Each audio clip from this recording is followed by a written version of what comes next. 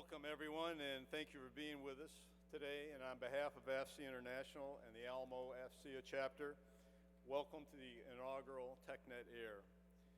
As you've seen on the slides on the left and the right of me here in the early before we started here, Afcea was founded in 1946 by Brigadier General David Sarnoff and Major General Harry Ingalls, along with a gentleman named Darryl Zanuck, who you may know from Hollywood fame. And the purpose was to provide the ethical exchange of information between industry, government, and academia. And that's what we at Afcea are about. That is our sole purpose, is to bring industry, government, academia together to discuss the national security challenges that we face as well as our international partners. So again, thank you for being here today. In addition to your attendance this week, you may be interested in some of the upcoming events, and you can find them on our website at www.afcea.org, so we invite your attention to that. Also, there's an Afcea booth. At the Afcea booth, parking will be validated for the convention center for the first 100 military government attendees each day for the event. But the parking tickets must be shown to the Afcea booth personnel to validate the parking location. At the outset of the conference, I would like to acknowledge the tremendous support that we've gotten from the Alamo chapter here and Bill Morrow, our president down here. Their partnership in planning this event has been key in building this first TechNet Air.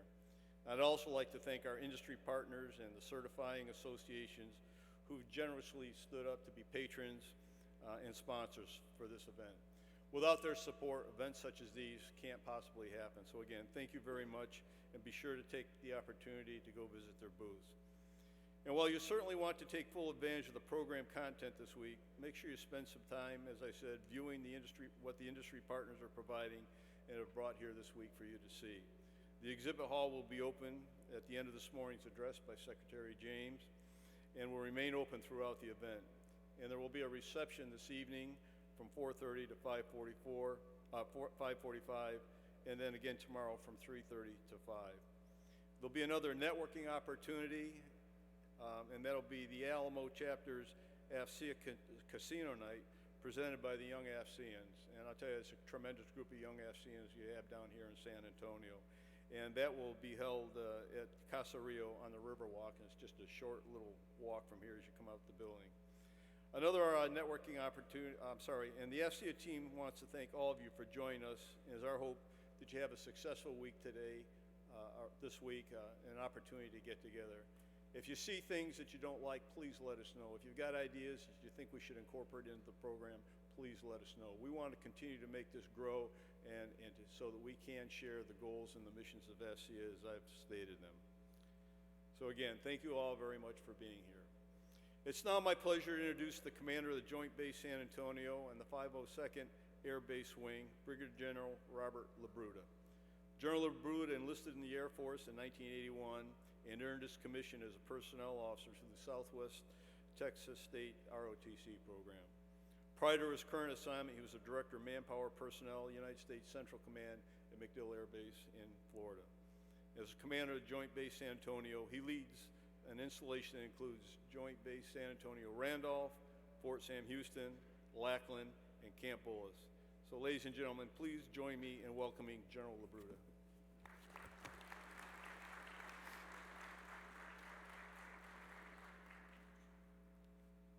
And before I go any further, shame on me, I just want to thank you for a tremendous rendition of the national anthem. Please stand up.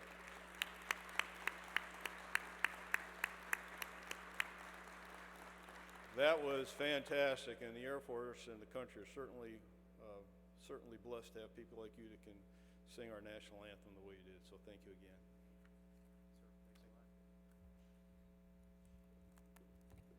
Well, good morning, ladies and gentlemen. How you doing? You got to wake up. It's time. This is a big deal. And I've got to tell you that I'm honored to be here. First of all, let me start off by addressing the secretary and thanking her for the ride this morning, ma'am. Thank you so much. It is awesome to have you here in Joint Base San Antonio. I know that everybody is looking forward to your comments this morning.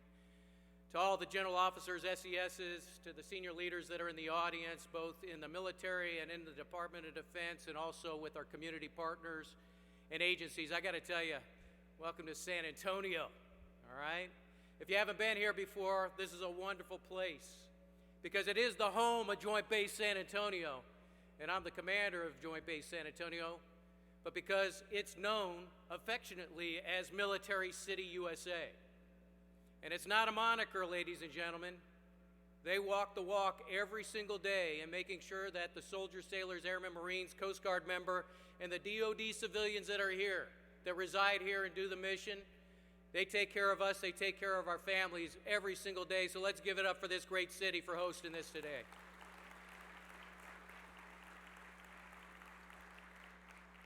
I gotta say, when you saw that Joint Base San Antonio Honor Guard coming out and displaying the colors, and for our airmen to stand up here, this young staff sergeant to start us off in that way, I hope you're inspired, okay?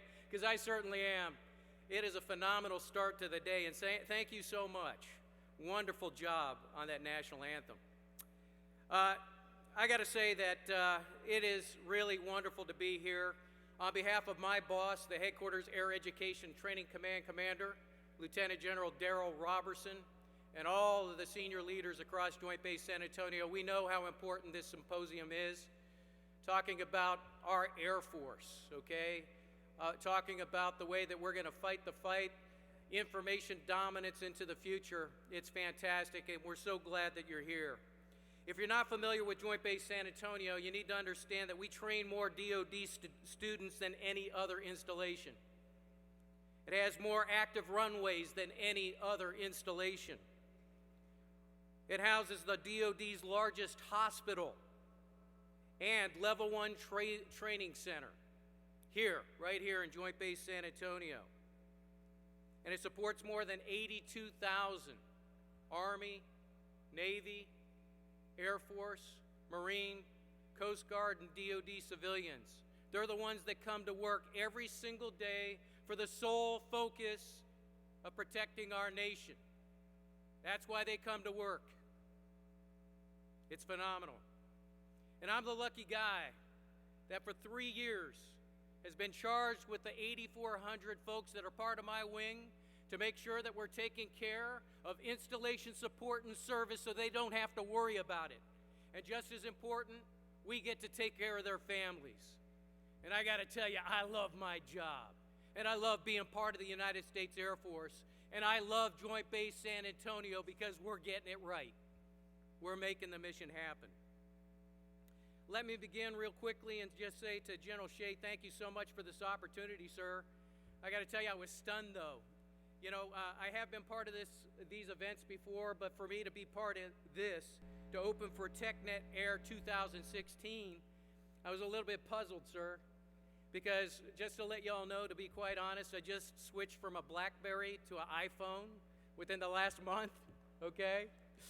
I came in the United States Air Force when there weren't any computers. I was replaced by a computer because I was an admin specialist. So, sir, I think this is just another mentorship opportunity you're giving me, and you're trying to propel me in the 21st century, so thank you so much. As the commander of the 502nd Air Base Wing at Joint Base San Antonio, you need to know that my team is totally aligned with the Air Force's top 3 priorities: taking care of our people and their families, striking the right balance between today's readiness and tomorrow's modernization, and one of our most important efforts is to make every dollar count. In fact, because of the impacts of sequestration and the resource-constrained environment that we find ourselves in today, the focus of our efforts in 16 and 17 in those budgets hinges on the balance of current capacity, capability, and making the necessary trade-offs so that we can have effective mission readiness. That's what our Joint Base San Antonio senior leaders depend on. That's how they execute their mission, and we've got to make that job one. And we do that in a number of ways. But I got to tell you, the constraints are very significant, and when you've got a $1 billion facility infrastructure and systems requirement every year in Joint Base San Antonio, we got to do things a little bit different. We got to be innovative, and we got to look for opportunities on how we can change the way that we do our business, and that's what we're doing in the 502nd Air Base Wing. With this in mind, I'd like to just offer one of those ways of doing business, It's a new initiative. It's been around for a while in the Air Force, but we adopted it here in Joint Base San Antonio. It's a public-private partnership, a P4 partnership in Joint Base San Antonio, where we leverage the capabilities and resources of our military installation with the local government and our commercial entities to reduce operating costs and the cost of services while retaining and enhancing our mission accomplishment. That's the key. Efficiencies are no good if you're going to impact the mission, and we don't do that. In fact, we have instituted a cross-functional task force. We didn't know what we were going to have, but everybody came. That's the reason why I say that San Antonio is such a great city. It truly is Military City, USA. Because the business leaders, the government, they came to the table with us. They're working with us every day on how we can reduce cost and actually fill the gaps and seams that we are having because of sequestration, the budget-constrained environment that we're in. And man, we're seeing some really good stuff. We've made a good headway in our P4. And in fact, we had an initiative that just kicked off that we worked with SAWS, the San Antonio Water System. Those partners came to the table with us because we had a problem in Joint Base San Antonio. We did not have a redundant water system. I came to the city, I made a pitch, the city came to us, SAWS came to us, and I can tell you that in December of this past year, a $15.4 billion water project was enacted through the state and through SAWS to make sure that we've got water security in the future for Fort Sam Houston, Lackland, and Camp Bullis. That is awesome. But we're not stopping there, ladies and gentlemen. We're going to continue to make great efforts with this P4 initiative. Energy is a big deal for us. I've got a $40 million utility bill every single day. $40 million that's the line for our utility costs. So we're going to use the P4 initiative, partner with the city and partner with CPS here in San Antonio, and we're going to get after it. We need to reduce those costs for Joint Base San Antonio, but just as importantly, for San Antonio, they've got a 2040 master plan. 1 million new people coming to San Antonio. So the demand that I can take off of Joint Base San Antonio, move it back into the city of San Antonio and the region, they can use that energy to be able to continue their growth. It's a quid pro quo, and we know it's going to be a great win. So this is where you all should be leaning forward. You need to understand that the P4 is for this group right here as well. When you've got the largest or one of the largest cyber, intelligence, surveillance, reconnaissance platforms in the Department of Defense, you need to understand we've got gaps and seams on the low end of that. My business. You're going to be discussing all the great stuff, the new stacks, the new systems, how we're going to get after our adversaries, making sure that we're in their OODA loop and fighting the fight. I got it. But that stack rests on a platform, a power projection platform that I'm responsible for. So when we're in a sequestration, resource-constrained environment, I need you to lean forward and be with us. Join our P4 initiative. Get involved in that because we're looking to fill those gaps and seams that we've got on the low-end infrastructure. I'm going to tell you that Joint Base San Antonio is ripe for that. We need you. We need new thinking. And we need to make sure that the cost-effective challenge that we've got, that you look at that you think about that in each of your small groups. And as you're talking about the high end, don't forget about the low end, the foundational platform that allows the 24th Air Force, 25th Air Force, DISA, you name it, the medical complex, the higher headquarters that are performing their functions on Joint Base San Antonio, that they can continue to fly, fight, and win. That's what it's about. So again, welcome to San Antonio. It's wonderful to be here. Enjoy this opportunity, but lean in. Figure out how we can get after the challenges, not only for our United States Air Force, but for our nation and for the Department of Defense in the future. Thank you so much.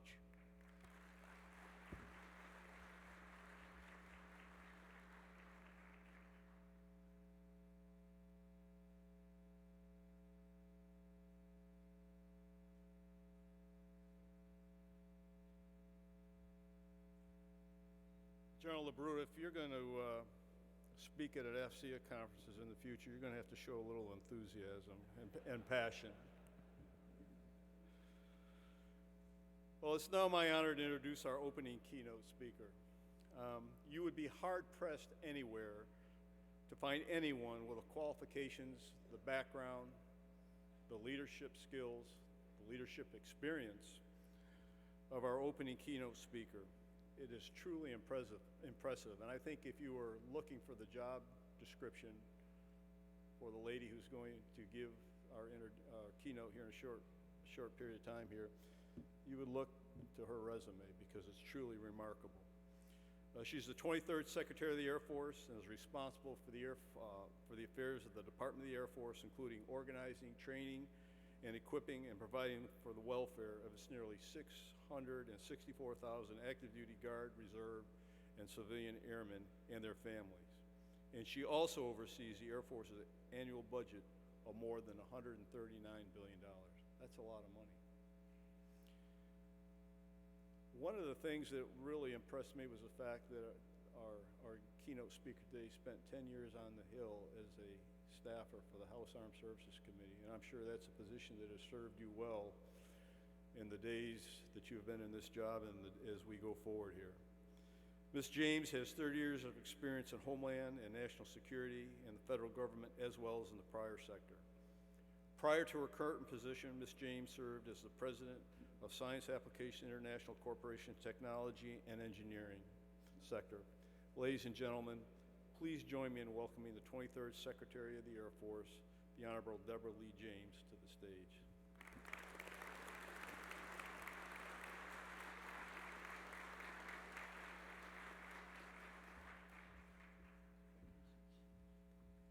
Good morning, everybody, here in Military City, USA. It is certainly my pleasure to be back here. I've been here a number of times over the course of being Secretary of the Air Force these last 2 years, but also certainly throughout my professional career, which, as you've heard, is more than 30 years old, which is pretty remarkable given that I'm still only 39. So I always like to point that out.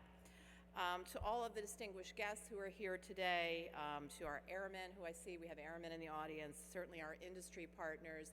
Thank you, General LaBrutta, for the hospitality that you have shown me thus far, and of course we're going to continue on and go over the Joint Base later on today to do some more activities. Thank you also for being a fantastic warm-up act. I don't know how many cups of coffee you had or what you had for breakfast, but I want whatever he had is the way I'm looking at it. And it's also a great pleasure, and it's a wow of an experience to be here in this Henry B. Gonzalez Convention Center. What a facility this is. And incidentally, for those of you who don't know, Henry B. Gonzalez served in the U.S. House of Representatives for 37 years and is remembered as being the longest serving Hispanic member of Congress. And he was, by the way, a fantastic congressman. Just so you know, I really am that old. I actually remember and was in Congress as a member of the professional staff of the House Armed Services Committee while Henry B. Gonzalez was serving. He was a great friend of my then boss and mentor, Chairman Les Aspin of the House Armed Services Committee. And of course, he went on to become eventually Secretary of Defense. So this building has certain memories for me because it brings back the legacy and the memory of Henry B. Gonzalez. Special thanks also to General Shea and to Afcea for hosting what is an inaugural event. And I hope inaugural means the first of many, not the first and last, because I think this is an important event. And it couldn't have come at a better time. It was just last week when I testified in front of my old committee, the House Armed Services Committee, and I told them, just as I told the other 3 committees over the previous 6 weeks as General Welsh and I have been presenting the budget, that our Air Force has never been busier on such a sustained and a global basis. As we sit here today, ladies and gentlemen, your and my United States Air Force is working very hard, for example, to degrade and ultimately destroy Daesh in the Middle East as part of a whole of government and as part of a coalition approach. In the past year alone, our coalition forces upped the ante against Daesh, flying more than 55,000 sorties in support of Operation Inherent Resolve. And this, by the way, represents a 3-fold increase over the number of sorties flown in 2014. And make no mistake about this, this is a joint fight, it is a coalition fight, but our United States Air Force has shouldered the lion's share of this effort. Moreover, we have a resurgent Russia that continues to foment problems in the Ukraine, recently announced its intent to modernize nuclear weapons. Of course, they complicated the picture in Syria. They're withdrawing except for when they're not withdrawing. So you got to keep your eye on that ball called Russia at all times. In addition, we observed North Korea conduct an illegal nuclear test and a rocket launch within the last month or so. And if all of this is not enough, we continue to see some very worrisome Chinese activity in the South China Sea. And certainly there are very important and growing threats in both space and cyberspace. So I would submit to all of you here this morning, there's basically two bottom lines here. The first is that our Air Force plays a key role in each of these areas. We are fully engaged in every region of the world, in every mission area, and we are engaged across the full spectrum of military operations. And then bottom line number two is every single one of our Air Force's core missions depends on information dominance. Whether we're talking about delivering intelligence, surveillance, and reconnaissance, or global strike, or anything in between, airmen at every level need timely and accurate information to make key decisions and remain operationally agile in all domains. And by all domains, I'm talking about air, space, and cyberspace. Those are our domains for the United States Air Force. Our military's technological superiority is being challenged in ways that we've never experienced before. And we can't take these developments for granted, because if we do, that just could put American lives at risk in the not too distant future. Now, with all of this in mind, my very first trip in the year 2016 was to come right here to San Antonio. Specifically, I visited with the 24th and the 25th Air Force, which, as you well know, this is the core of our cyber and our ISR forces. And it's certainly always a pleasure anytime I get out of Washington and get to visit with our amazing airmen, regardless of their specialties, and certainly being here in San Antonio was no exception. And by the way, I think my priority was right on to make this the #1 visit of 2016. Now, why were cyber and ISR, and I'll broaden it, I'll say why was innovation more broadly at the top of my list for 2016? Well, because cyberspace is increasingly becoming a contested domain, and it's critical that we make ongoing investments today as well as for the future to ensure mission success. And the #1 thing combatant commanders always say they want more of for the United States Air Force is ISR, ISR, ISR. So San Antonio had both of those items right here together. Now, also during this same trip, after I left San Antonio, I paid a visit to our Defense Innovation Unit experimental team in the Silicon Valley, otherwise known as the DIUX. And this team is about 6 months old now. DIUX is designed to be, I'll call it an innovation hub for us. While it's true this is a Pentagon outpost, it is not like its five-sided older brother. Instead, DIUX identifies emerging and breakthrough technologies created by the high-tech companies and startups in Silicon Valley while building direct relationships with the department.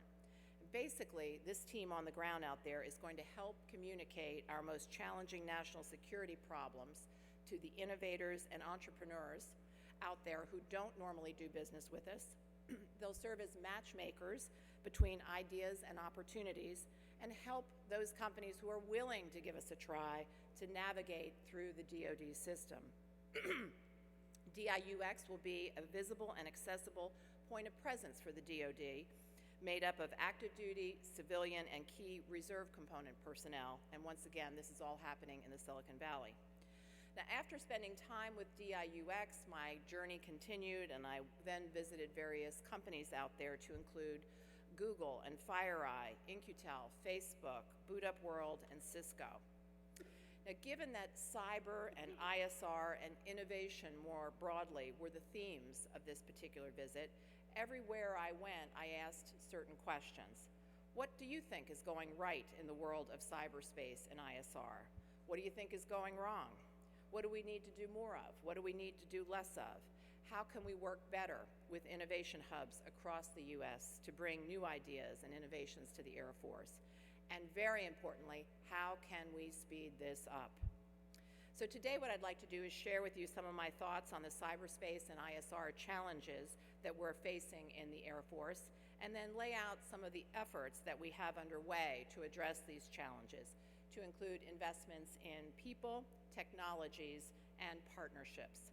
So let me start with cyber, and here I would like to offer 4 observations. My first observation, having now been on the job, as I said, a little bit more than 2 years, is that we need to shift resources from enterprise systems to warfighting systems. So what do I mean by that? Well, here, by way of background, let me report. The Air Force today spends roughly $4 billion on the world of cyber. But the vast majority of those funds go toward operating the network. That is to say, keeping things running and fixing things when they break down. Regrettably, the bulk of our budget is not spent on defending the network or assuring core missions from cyber attacks, or on developing the types of offensive strategies that we are going to need increasingly in the future. The same holds true, by the way, for our people. Of the roughly 67,000 airmen working in and through the cyber domain, the overwhelming majority of cyberspace intelligence and acquisition workforce professionals are focused on operating the network. A much smaller number, roughly 2,400, highly trained operators are focused on defense and on emerging offense within Air Force's cyberspace and cyber mission force. So the challenge, as I see it, is how do we shift over time both people and money to get more focus on defense and offense? We can't entirely ever let go on network operations, obviously, because our mission depends on it, but somehow we have to do better, and I'm convinced that leveraging the private sector is part of the key. So what are we doing about all of this? Well, to begin with, we've tried to put more resources where our mouth is. We've allocated $672 million in FY17 to advance both defensive and offensive initiatives. Offensive capability, of course, allows us to achieve significant military effects without putting airmen's lives at risk, while limiting the cost, the size, and the footprint of our force package. Our budget fully funds total force solution of 39 defensive and offensive cyber mission forces teams to help maintain cyberspace superiority. And 26 of those teams, by the way, are at initial operating capability or greater, and we intend to reach full operational capability for all 39 of the teams in the first quarter of FY19. Now, I think this is a good start, and we certainly are going to continue this focus. Later today, you're going to hear about what we call Task Force Cybersecure, which is an Air Force-led effort from last year, led by our Chief Information Officer, Lieutenant General Bender. And right after I present, shortly thereafter, General Harris from Air Combat Command will present on mission assurance for weapons systems. Quite obviously, we need both. Both of these efforts are examining cybersecurity across the Air Force, and they're all asking essentially the same questions. What are our vulnerabilities? Where do we need to focus our efforts going forward? In addition, we'll be rolling out game-changing capability next month that will provide real-time identification and eradication of malware. We've also initiated Pathfinder projects to secure avionics software and maintenance systems vital to aircraft operations. So there is a lot going on in this area. Stay tuned, because there'll be more information forthcoming in the months ahead. My second observation is that the Air Force has probably not been doing, at least heretofore, an adequate job of training our cyber warriors in strategic thinking, and we need to kick that up a notch. Like I said before, we devote most of our talent and money today to operating the network. Tomorrow, the emphasis needs to be on functioning and fighting as cyber warriors, defending our networks and core missions from constant attacks, and preparing to go on the offense when it makes sense to do so. Now, to be fair, we're working on all of these areas today, but my point here is that we have not been investing in training and sufficient critical thinking in the cyber arena, at least not in my judgment. So to this end, and in order to do better going forward, our Air University at Maxwell Air Force Base stood up a cyber college where our airmen are now learning from leading cyberspace strategists. The Cyber College leverages cyber technology to meet national security strategies in the next decade. The benefit of this college is active duty and reserve forces, sister services, and international partners can now study together and innovate solutions to cyberspace challenges that face our nation. 2 weeks ago, 2 teams from our Air Command and Staff College students at the Air University took top honors at the Atlantic Council's Cyber 912 Student Challenge in Washington, D.C. This challenge is an annual cyber policy competition for students across the nation to compete in developing national security policy recommendations tackling a fictional cyber catastrophe. The Air University teams competed against civilian and military teams from across the country, to include teams from Brown University, Harvard, the Naval Academy, Columbia, and NDU. So thanks to our Fightin' Electrons and our Cyber Jedi, they took top honors, those 2 teams. Finally, this year, we're establishing the Air Force Cyberspace Innovation Center at the Air Force Academy to help our cadets develop similar strategic thinking skills.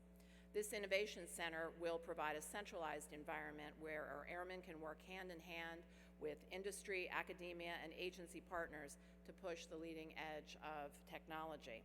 And this rising generation of officers who will now benefit from this effort will have the opportunity to experiment and shape the future of cyberspace operations.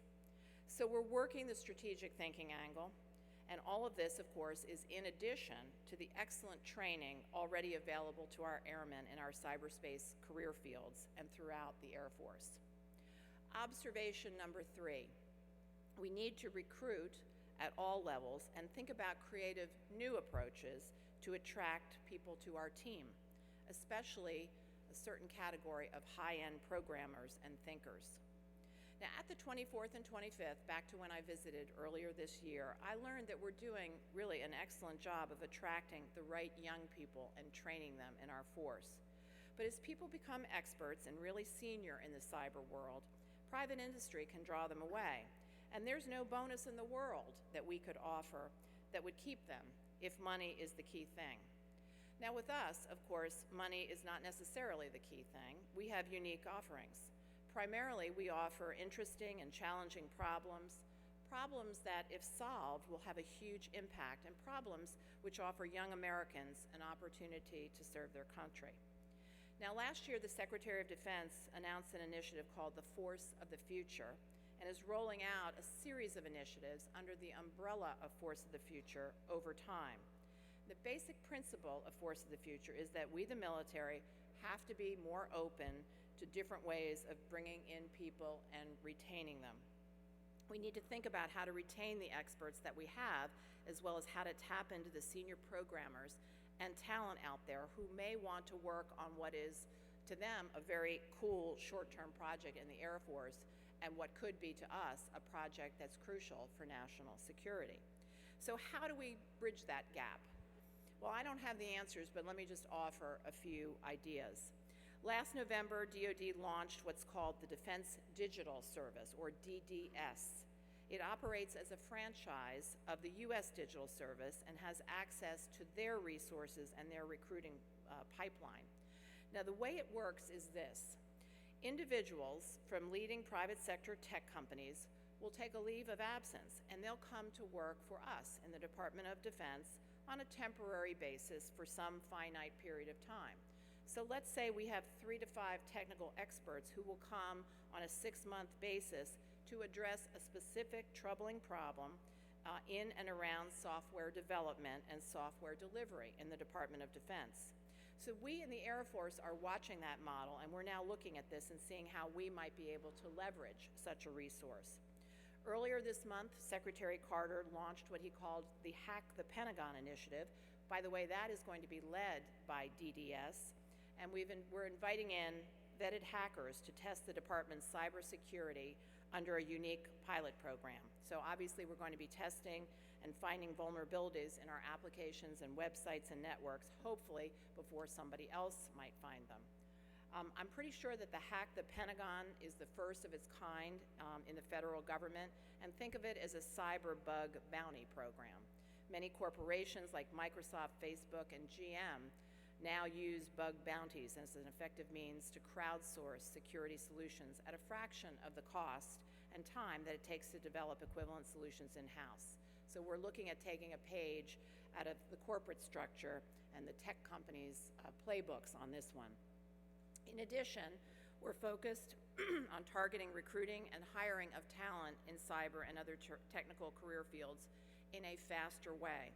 For example, we've established a cell of dedicated recruiters to specifically assist in hiring specialized occupations, including cyber, as well as some of the STEM and acquisition fields. These recruiters are now able to use what we call expedited hiring authority and direct hiring authority to bring in technical talent much more quickly, which would then avoid some of the traditional and onerous hiring process. And since October of 2014, we have been able to use these authorities to bring in a little bit more than 1,600 new employees, and of course we're looking to do more of this in the future. My fourth and final observation on cyber is that because the world of cyber changes so quickly, we have got to speed up our acquisition processes. In a cyber world where companies like Apple can bring quickly forward new capabilities like the iPhone and then iterate to make improvements nearly on a continual basis, and here we are still building 5-year plans for acquiring capabilities, that is simply not good enough. We have industrial era acquisition processes on the one hand who are trying to compete in an agile digital world. We can't afford to acquire all capabilities at the same speed because we end up giving our airmen yesterday's technology delivered 3 years from now. And once again, I say we have to do better. For this reason, we're engaged in efforts to find alternative ways to get technology to the hands of our airmen faster. And by the way, we do have pockets in the Air Force and in DoD overall where we can do things more quickly. And for example, there's one great example right here in San Antonio at Joint Base San Antonio-Lackland. We have a team of airmen at the Cryptologic and Cyber Systems Division who are rapidly acquiring both offensive and defensive cyber systems in support of 24th Air Force and the Cyber Mission Force utilizing their cyber solutions cells. So this is a great example. This is a great example of a pocket, but we need to expand upon those pockets and we need to become more pervasive in this approach. We need to do better across the board. And so that's in part why we started an initiative, what we call Bending the Cost Curve, which is a series of initiatives designed to be complementary to the overall DoD program known as Better Buying Power. The goal of Bending the Cost Curve is to cut costs, deliver innovation, and/or cut the amount of time required to acquire a new system.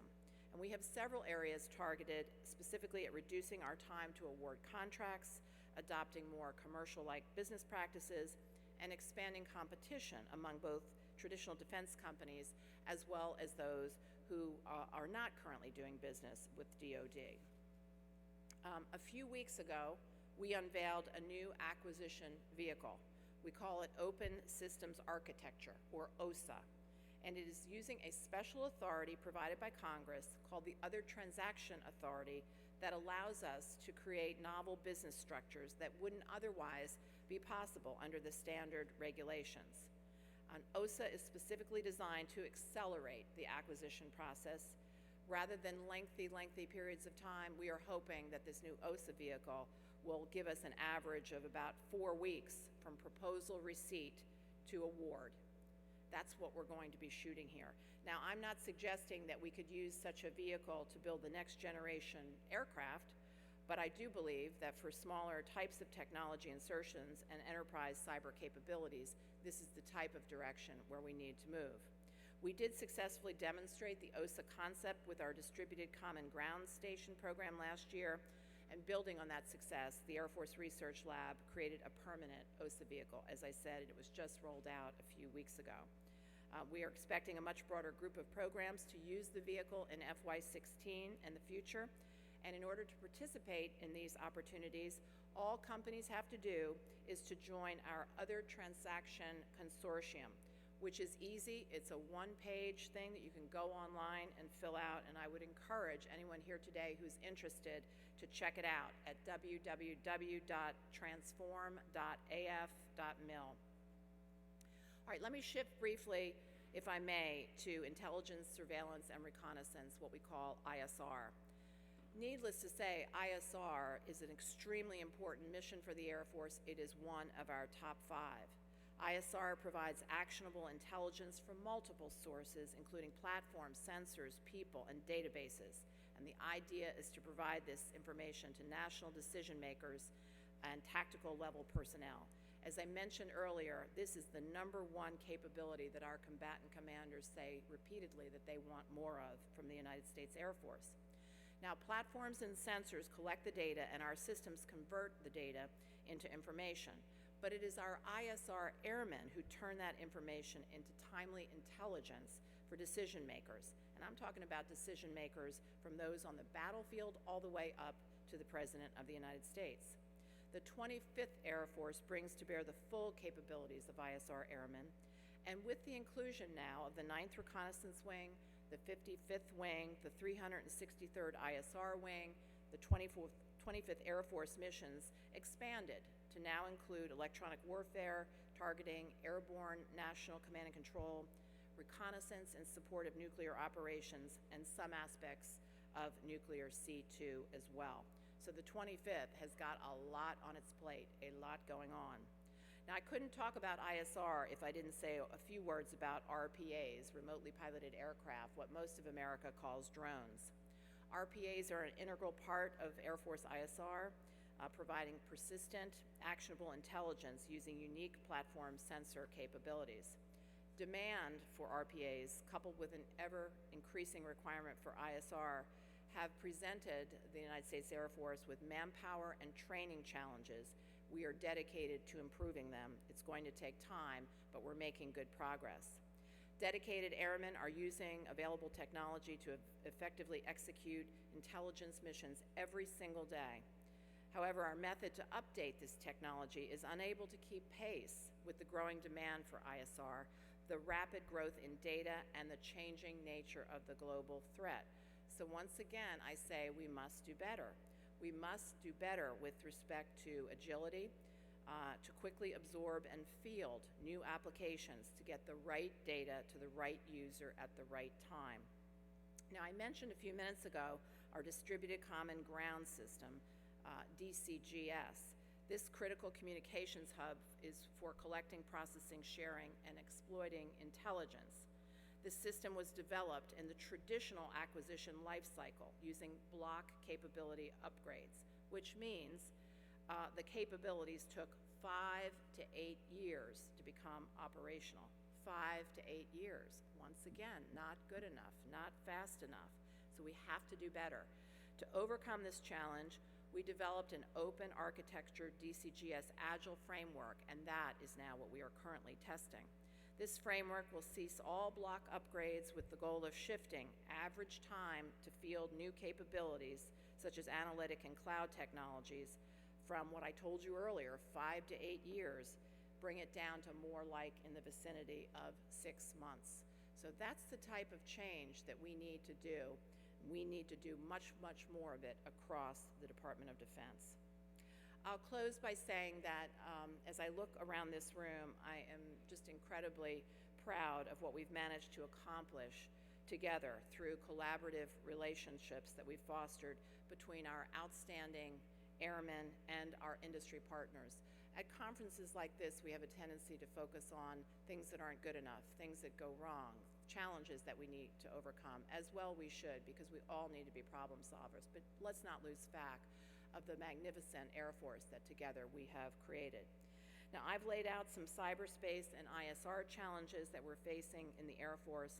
We would absolutely love to hear your ideas about how to overcome them. And together, I am sure that we will. Together, I believe we are well on our way toward a more integrated, networked, and multi-domain future in air, space, and cyberspace. Together, we are going to lead our Air Force, our military, and our country into the next generation of warfare dominance with information dominance at the core. I want to thank you for all that you do. Please, please keep up the great work. Thanks so much for allowing me to be part of this important symposium. As I look around the room, I see airmen in uniform, I see civilian airmen, I see retired airmen, I see some in industry who are supporting our airmen. And so to me, you are airmen one and all. And you know how I'm going to end this, don't you?